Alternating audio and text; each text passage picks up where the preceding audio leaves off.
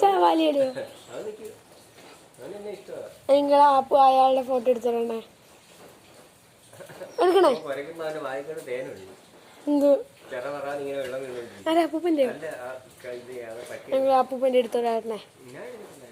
കഷ്ടമുണ്ട് എനിക്കളെ.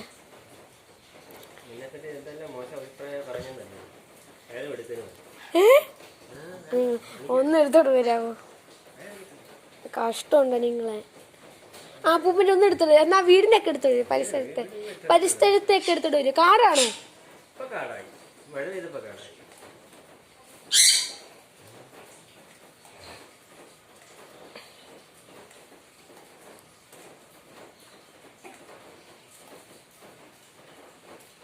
അപ്പോൾ